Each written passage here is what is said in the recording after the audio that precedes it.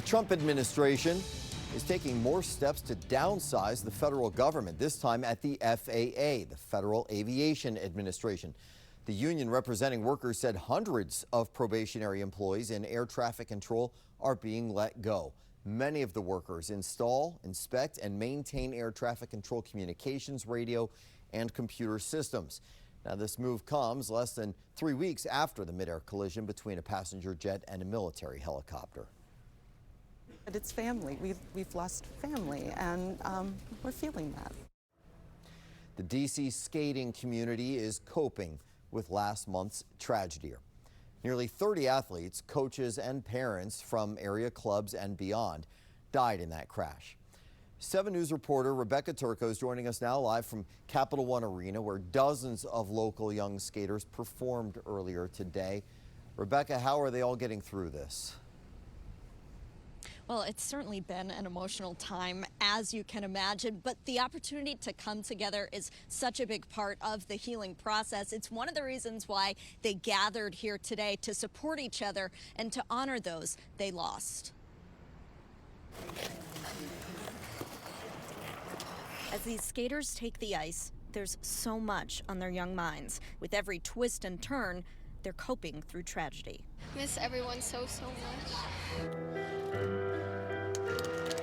Skating isn't the same for Sofia Bizkorovainaya. It feels different, of course, because usually my coach would be standing right there. Sofia's coach died nearly 3 weeks ago in the midair collision over the Potomac. 18 kids, parents, and coaches from 2 local skating clubs died in that crash, including Sofia's best friend, Everly Livingston. You know how people say, oh, she wouldn't hurt a fly. Flies, they would drop because it's so cold at the rink, and she would fix them, scoop them up, put them next to the heater, and release them outside. And she was just one of the sweetest people I knew. And that's Everly. This is her sister, Liddy. Katie McGorry coached Liddy. Liddy was a live wire. She always loved doing comical things, and one of the things was to dress up like an inflatable dinosaur. And she would just run across the ice and just giggle like crazy. Liddy also died in the crash. Her parents, too. Every time we come into the rink, I hear Liddy's laugh, or even see Everly. She was a little shy. As skaters, we're motion people. A lot of what we do is physical. Having this show will allow us to celebrate their lives and their memories and what they've left. Physically and emotionally, these kids are coming together, remembering their loved ones and being there for each other. It's hard, but I have to keep going.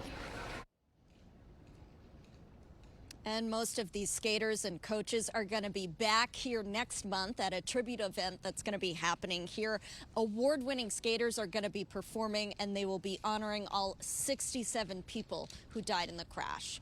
Reporting live from the Capital One Arena, Rebecca Turco, 7 News. Beautiful story, Rebecca. Great job with that. As a reminder, you can now buy tickets for the March 2nd Legacy on Ice event. Those proceeds will go to help the families of the victims and the first responders. There will be solo performances from several Olympic-level skaters. Christy Yamaguchi, Johnny Weir, and Alyssa Liu will all attend, and we've got a link on WJLA.com to find out more information.